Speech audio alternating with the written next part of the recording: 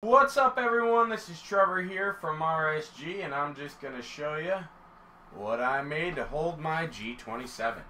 Now, this is something that you can easily put around and just like place in a corner. It's really not that big.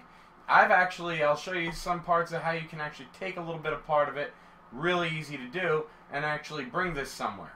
So, I hope you all like this video and watch it, and I hope it inspires you to make something like this, because there's a couple things I thought about. I said, I don't want it on a desk. My desk that I did have wobbled like crap. That's why I'm actually in process of actually getting a new desk, but for right now, this is going to work for me. But all my stuff really gets done on here. I even have a side table that's mounted to this that holds my mouse, and I wish I had one off on this side to hold the keyboard, but guess what? It's wood, so I can do that. So what I want you to do is check out this video if you're on a budget or you have a small amount of space and you don't want to just clamp it on your desk, because for one, I hate clamping on a desk because that means that this thing is on this thing up here next to your steering wheel. And let's get serious. When's the last time you drove a car where your stick shift, not like an automatic where you're driving a minivan, I'm talking a stick shift. When has your stick shift been up by the wheel? Now, my grandmother had one years ago in some car, I couldn't even tell you. But, yeah, that's not normally how it is. So, I want to show you what I did to kind of make this. I'm not going to take it apart, but I'll give you a general idea of what you need to buy and what you kind of need to do. And you can kind of fabricate it yourself, because like I said, it's wood, so you can kind of do a bunch of stuff to it. So, I hope you enjoy this video and keep watching to find out how to make this $40 thing to hold your G27 or any other steering wheel and have a gear shift in a reasonable location as well. So, just to give you an idea of what this is. So we have a Sawhorse, as you see. Now those pedals look really close, but you have to understand that you can pull the Sawhorse away. And when you do that, I want to actually put this backboard that you see me moving on hinges, because it'll just go back as I need to, and I can have something against the pedals. Now, I like to have something against the pedals. Even though I'm on carpet, they do have this special carpet grabber, but see how it won't let me pull it because the board is holding the wire, and that's what I like about having the board there.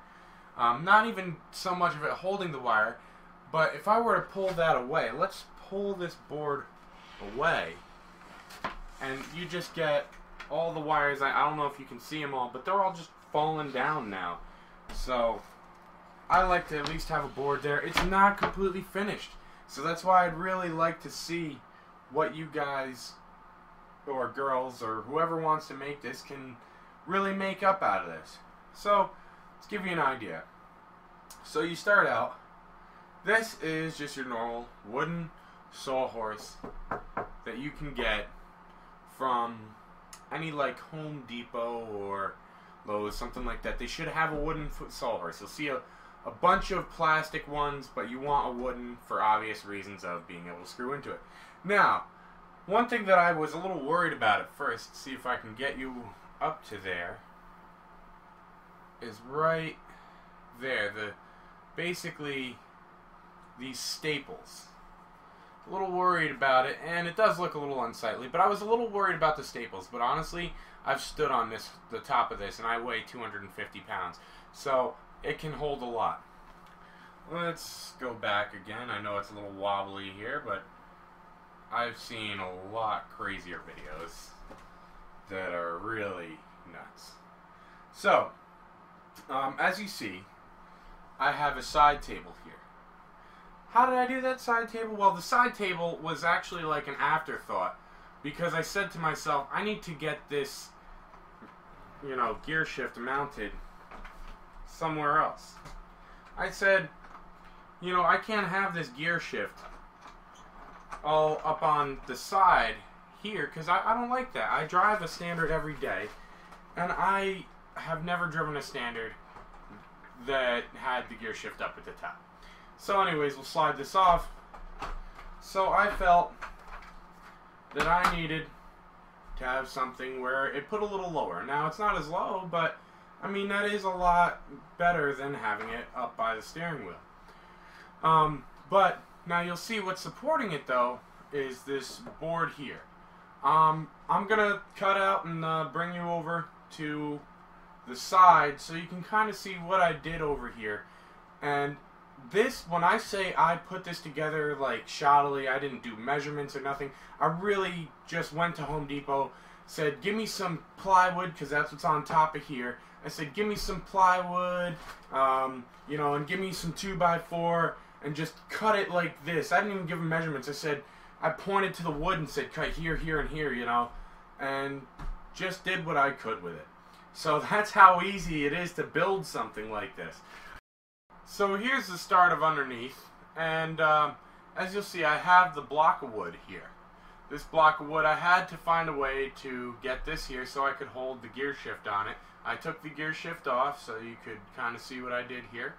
Now, as you might see, I'm going to maybe bring this a little bit down. Just a little bit. So you can see this. Okay, so if you look right in between all of this, it's gapped. Why? Because you might even be able to see it. I've got cardboard stuffed, and as stupid as that sounds, it works actually really good. I've got cardboard stuffed in there because this is at an angle, as you can see, and I need to make this straight. So as long as you just stuff enough cardboard in there, you'll have enough tension when you put in the screws, like I'll show you soon, that this won't be really a problem. This actually is great. It gives you that little space. Yeah, whatever might get caught in there, I haven't had anything get caught in there, so no worries. But that's the only thing you need to worry about when you're putting up this block of wood, is you have to find a way to straighten it out. So let's show you a little bit over on the side of it. And remember I said I didn't do the screws. And see, there's that plethora of wires I was talking about. I just moved them over to the side before. But see the two screws sticking out. And you're like, man, that could hurt someone, right? Because they're pointy. When the heck is your leg going to be under here? What should be under here is nothing of your body. I don't know why you would reach under here. But if you need to, Dremel them off. Who gives a crap? Alright? What I want to show you, though, is I suggest making the legs a little bit different, but this doesn't work too bad, but it's not what I really wanted. And yes, you saw my bass guitar on the side there. But it's not really what I wanted, and I'll show you. See, this is what is holding it in, is one screw. It's a very strong screw, and I was so surprised that when I took this off, on how much this can hold it there.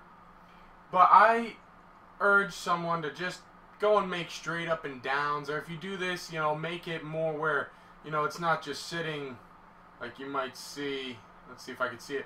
See how it's just sitting on the corner? Make it flat, you know, do a little more to it. I did this quick in, you know, no time. I can always add to it though. That's what's great about wood. I can always make it better. So now, what did I do on the side here?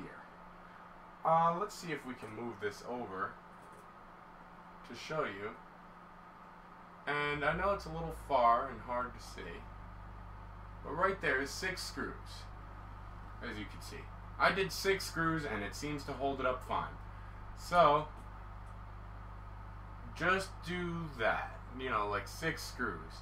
Now I'm gonna probably cut it and show you the last part, which is the top. And the reason why I wanted to save this for the last is because I have to clear everything off, and I'll show you how you can kind of take this one board side off with the legs. It'll be the legs and the board, and it's really light. Everything is actually really light, shockingly, for it to stay in such place that it does. So as you're seeing it all, this is from the underneath. And you can always move it forward and have the pedals back farther, but you can use any chair you want. Alright, so the last part of this that I wanted to show you was the screws. Your most important ones are going to be 1, 2, and 3.